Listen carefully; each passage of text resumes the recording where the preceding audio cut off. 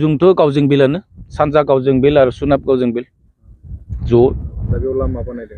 जों लामा बानायदों दा बर्तमानाव दिनै जोङो बेयाव थानाया प्राय 60 बोसोरानो हमना ला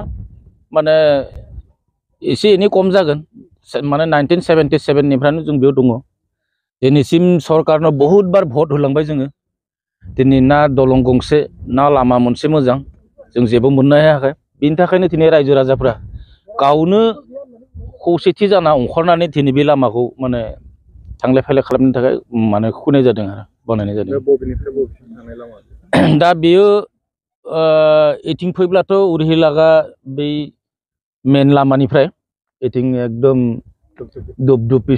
शुक्रबार हाथाय जों लोगोसे एखेबारे सारिदुवार बंखरहैनो हायो दा दुबदुबि जानानै आरो एथिं थांनो हायो फरेस्ट गेटबो थांनो हायो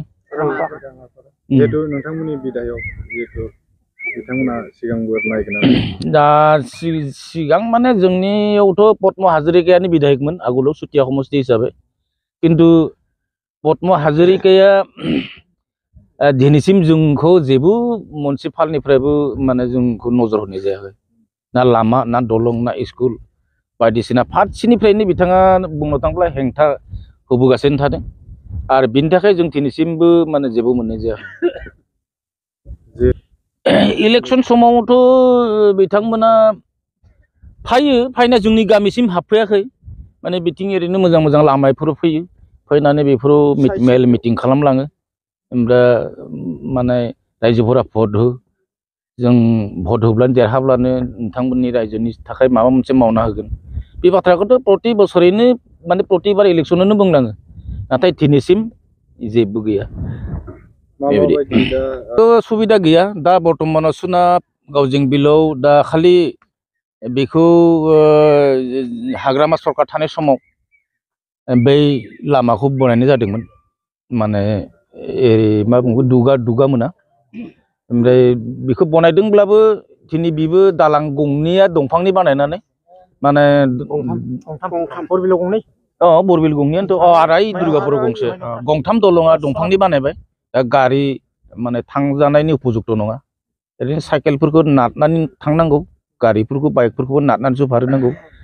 माने बेबो खुनु गेरेन्टि गैया मा समाव मा जागोन बेबायदि दा बायजोब्बाय सरकाराथ' दा बर्तमानाव मदि सरकारा बहुत जायगायावनो लामा सामा बानायनानै होगासिनो दङ किन्तु जोंनि बेसिम बनान्चलाव बर्तमानाव जेबो बिदि लामा बानायनाय ओरै नुवाखै दा अबयसे हाखौ बिसोरो थानो मोननायनि मोनसे सत्त बा अधिकार होनो ओंखारदों अधिकारखौ मोनखांब्ला माबाफोर होगोन नामा बेखौ जों दा बुंथ'नो हाया नाथाय दासिम जेबो गैया जिहेतु गोदान समष्टि नोंथाङा माबा खालामनाय दं नामा दा गोदान समष्टियाव जोंहा धेकियाजुलि गलायदों दा धेकियाजुलियाव गलायनाय हिसाबै धेकियाजुलिनि MLA आ जितु अशोक सिंगाल दा अशोक सिंगाला जुदि बोरैबा अनोबा लामा होगोन ना होआ बे उननि बाथ्रासै दाथ' हाबगोदानसो बिथांमोनजों बारा जगाजग जानो हायाखै दा जों सानो अशोक सिंगालनि द्वारा किसु खामानि जागोनखौ आसा खालामना दं दा माने जेबो सुबिदा मोनथ'नाय जायाखै आरो जों मोजां जागोनखौ सानदों आरो दा बिनि सायाव माने प्रथम लामाखौ जेब्ला खुजेननाय आरो दालांखौ बानायदोंमोन बे समावनो जोंबो बे खोथाखौ कमप्लेन खालामखादोंमोन जे बेयावथ' दानि मुगायावथ' आरो दंफांनि दालां गैला बेखौ RCC होखानाया मोजांमोन नङा बे इबारखौल' नोंसोर दंफाङाव थाबायदो खाल मानसिनो नोंसोरनि लामाया माने पुरा RCC दालां जागोन होननानै माने आसा होनानै दिनबाय माने थगायलांनाय बायदि जादों आरो दिनै बे दालाङा जथेस्थ' जाथायथि असुबिदा लोगोसे बेमार आजार जाब्लाथ' आरो माने थैनायनि बाहेरा एकआनो नङा खारन गारि घरा लाबोनो हाया बेबायदि असुबिदायाव दं दा बेखौ जुदि दा बर्तमानाव बे दालां गंनैखौ जुदि बनायना होयोबा लामाया जेनेबा माबा सेन्ट ग्रेभेलब्लाबो